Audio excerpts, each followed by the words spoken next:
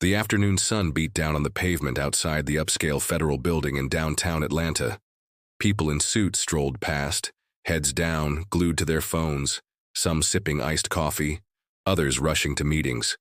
The sidewalk buzzed with life, completely unaware that within minutes everything was about to change.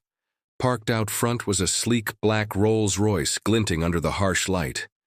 It wasn't the kind of car you expected to see just sitting curbside without a driver, but that wasn't the only thing out of place that day. Standing tall beside the luxury car was Colonel Regina Morgan, a decorated black officer in the United States Army, her camouflage uniform crisp, her boots polished to perfection. Her posture screamed discipline, her gaze unwavering. With 25 years of service, including 4 tours overseas and a shelf full of medals to her name, Colonel Morgan wasn't just respected in the armed forces, she was feared by those who underestimated her. But today, none of that mattered to the 2 police officers who approached her with narrowed eyes and a dangerous assumption already made.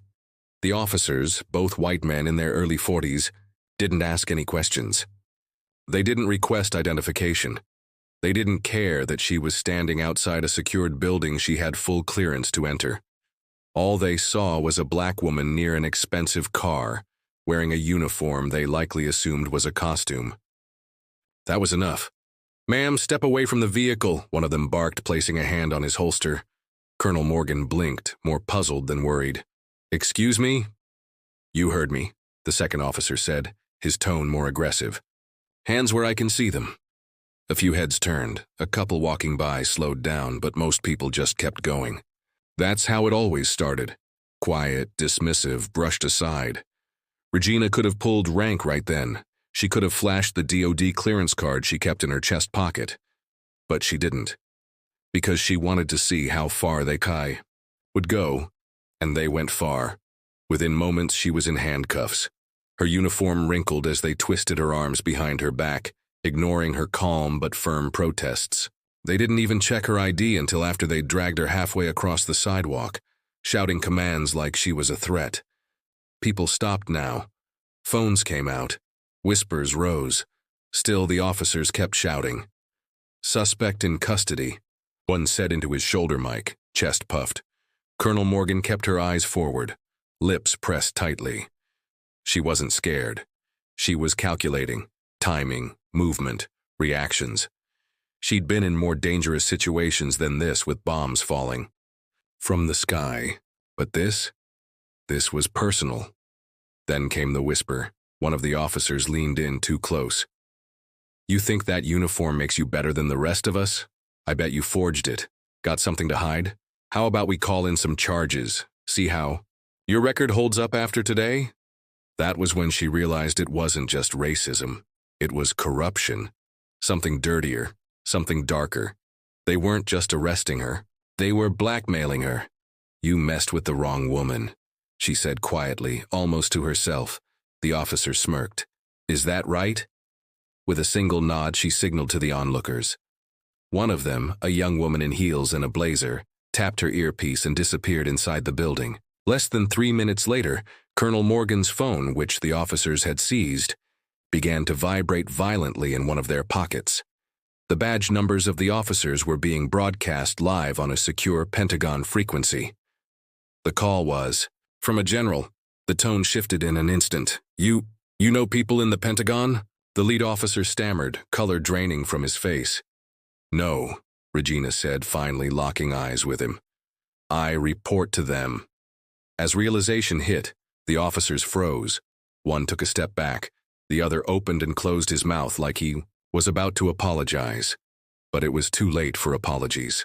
A black SUV screeched to a halt, and out stepped 3 men in military dress, flanked by federal security officers.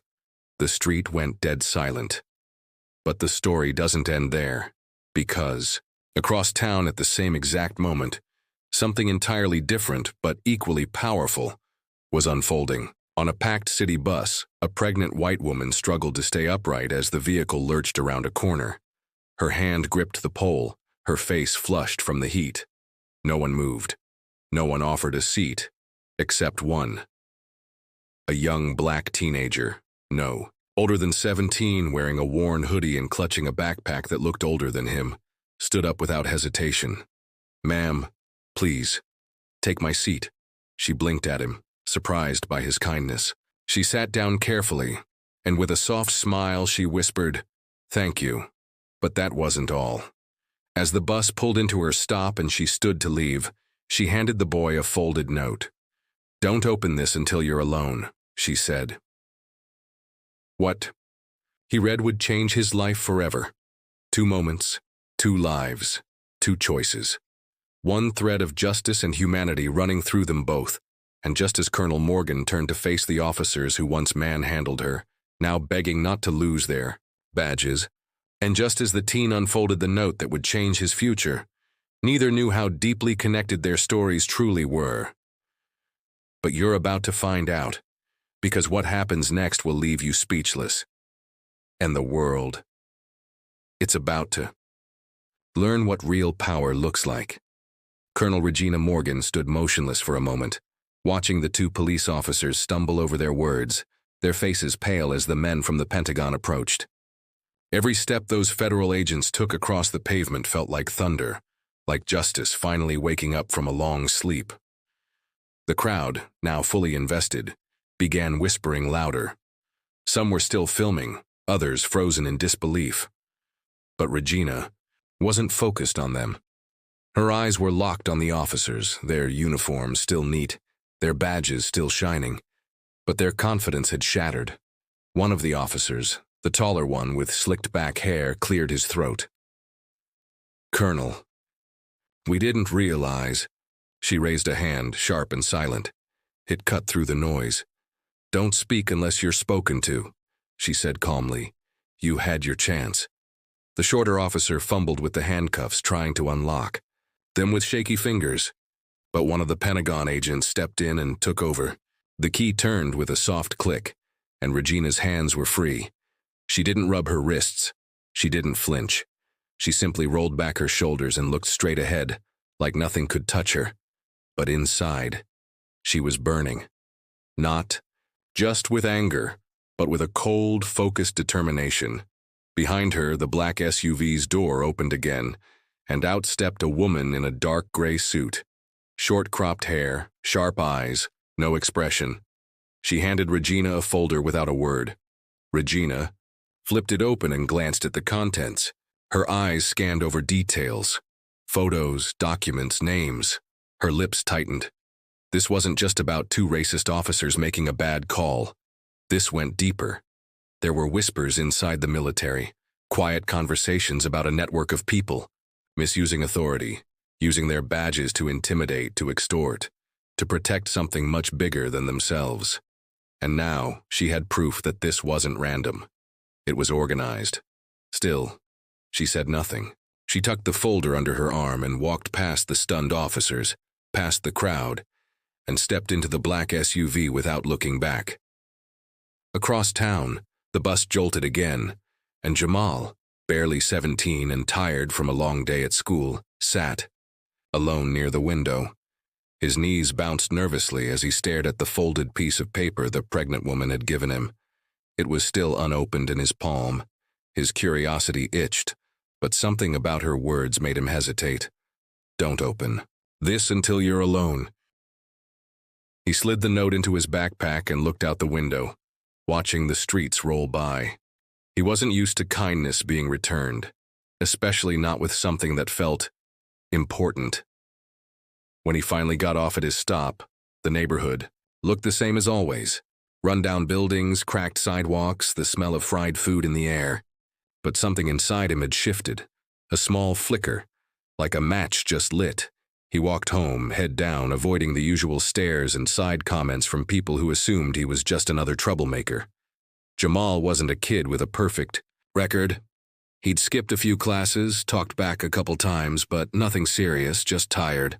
Tired of being treated like a problem instead of a person. At home, his little sister was already asleep on the couch, their grandmother snoring softly in the back room. The house was quiet, just the hum of an old fan spinning in the corner. He went to his room, closed the door, and finally took the note out. His fingers trembled slightly as he unfolded it. There were only a few lines, written in neat, careful handwriting. You gave up your seat today, but you earned much more. My husband runs a scholarship program for young leaders. I saw something in you. I believe you are one. Contact me. And below that, a name and number. No big speech, no promises, but something real, something rare. Jamal stared at the note for a long time, not sure if he should laugh or cry. He'd given up his seat without expecting anything. And yet here was this, an opportunity, a chance, one he hadn't even dared to dream about. Meanwhile, back in the city, Colonel Morgan sat in the back of the SUV as it sped through traffic. The folder in her lap buzzed with secrets. Documents about a task force quietly investigating corruption in state-level law enforcement, patterns of complaints against officers, missing files, mysterious transfers, and now the names of the two men who had tried to humiliate her on the street, listed on a page with others just like them. But one thing stood out, a name she hadn't seen in years. A name connected to a failed mission overseas. A name connected to someone she once trusted. That's when she realized this wasn't just about power or racism or even intimidation. It was personal. The driver's voice broke the silence. Ma'am, the director will meet you at the secure location in 15. Regina nodded, her voice low. Make sure the footage gets sent to Internal Affairs and alert military legal. I want everything on record. Already in motion, the driver replied. She stared out the window, watching the city blur by. For all her strength, for all her years in service, she'd never been arrested. Never been treated like a criminal for simply existing. It wasn't new, it wasn't surprising. But this time, it wasn't going to be swept under the rug. She had the rank. She had the voice. And now she had the attention of people who could actually make things move. But more than that, she had a feeling this was just the beginning. Somewhere far below the surface, bigger things were shifting. Old deals cracking apart, hidden hands losing grip. Regina had always believed in discipline, in following protocol, but this time, she was prepared to go off book if that's what it took to expose the truth. And she knew one thing for certain. Someone out there was going to wish they'd never laid hands on her. As Colonel Regina Morgan's SUV pulled up to a discreet government building tucked between two abandoned warehouses, her mind was racing. She had faced hostile territory overseas, walked through minefields and negotiated with powerful leaders in rooms where every word felt like a loaded weapon. But nothing had prepared her for this moment, being treated like a threat in her own country, in her own uniform, on her own soil. What stung the most wasn't the cuffs. It was the certainty in those officers' eyes, as if they were sure no one would hold them accountable. Inside the building, she was led to a conference room with dim lighting and a long table. A few high-ranking officials waited. No introductions, no handshakes, just serious eyes and folders already open. She could feel it in the room. This wasn't just about her arrest anymore. It had sparked something deeper. One of the men, a military legal advisor, slid a document toward her without a word. She read quickly. It was a complaint filed anonymously, weeks before the incident. About those same two officers, intimidation, extortion, and something far darker. The report claimed the officers had been quietly targeting certain individuals, people with connections, influence, or access to sensitive information. The goal? Silence. Control. The pattern wasn't obvious, not at first. But now that someone had exposed them publicly, everything was unraveling. And Regina's wrongful arrest had become a tipping point. As she absorbed the information, another face came to her mind. Major Daniel Briggs, an old colleague. He'd vanished from public view 2 years ago after an internal investigation into missing military funds. The case had been quietly closed, the details sealed. Regina hadn't thought about him in a long time, but now, his name was scribbled in the margins of one of the pages in that folder. Her gut told her this wasn't a coincidence. Across the city, Jamal sat in his room, staring at his phone. The note from the woman on the bus was still on his desk, and he had dialed the number 3 times but hadn't hit call. What if it was a mistake? What if they didn't really mean it? He wasn't used to doors opening. He was used to hearing they were closed. Still, something pushed him to try. When he finally called, the line rang only once. A warm voice answered. "I was hoping you'd call. I've been waiting," he stammered, unsure of what to say. "You gave up your seat without hesitation," the voice continued. "That tells me a lot more about you than any test score ever could." They spoke for almost an hour. Her name was Laura Kensington, and she was more than just the wife of a foundation director. She helped run the program.